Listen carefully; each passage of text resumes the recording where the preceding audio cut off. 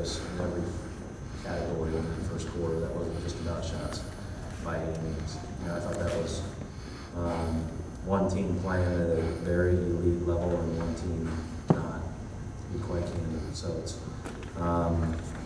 we'll look at it, we'll make the necessary changes, and we'll move forward. But as I told the team, we can't get off starts like that. The only part of the defensive effort that I was upset by was losing Korver a few times and then the transition defense. But other than that, we really guarded. And we just put too much pressure on ourselves to make shots later because every one of them mattered so much just to have a chance to get back in the game. You can't start like that. So, again, we'll look at it, figure out what the right changes are to make and make. Coach, once again, on the night game here in Atlanta, you mentioned losing Korver. Did any of what he did in game one kind of mislead you guys into thinking that? No, not at all. Korver's like one of the main things we talk about every time we walk into this building, every time we walk into the hotel, every time we land in Atlanta. We know that we have to be in his airspace or else we're toast. And you knew coming off of a 1-for-10 game, he was going to have,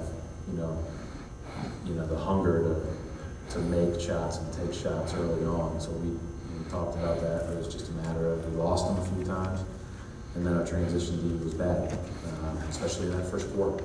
We had some moments throughout the game where our transition D was bad. That first quarter, it was, they were moving at one speed that we weren't at. Steve at Boston Herald. Brad, you guys have been really resilient all year. I'm guessing this is the last thing you expected, just numbers-wise, the way you played out earlier. You mean? Just, you guys have come back from this thing really well. Tonight, not.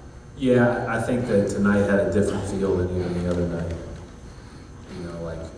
I thought the other night, it was one of those nights where we didn't shoot it great, but we had done some really good things. We had settled ourselves defensively.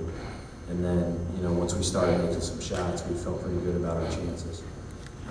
Here, it never felt like we were at their level, hey, we're gonna have to figure that out. We're gonna have to get to their level and play a lot better on Friday night. Brad Gary, Washington, Boston. What's going on with Isaiah and Jay? Is both of them really slow start? Jay just doesn't look like himself so far in the first 2 games. Well, I don't know. I let those guys answer that, but they're holding themselves to a high standard. It's not, they're not having tough shooting nights for a lack of focus or effort or anything else. They're just, and they struggle a little bit, but that's okay. They'll have those nights, and we've got to have other guys pick them up. Regardless of who that is, regardless of who's available, we have to have other guys pick them up. I thought we got some good play from a couple guys on our bench, and that was encouraging as we move forward. And again, we've got some things to look at to be able to play better, I think.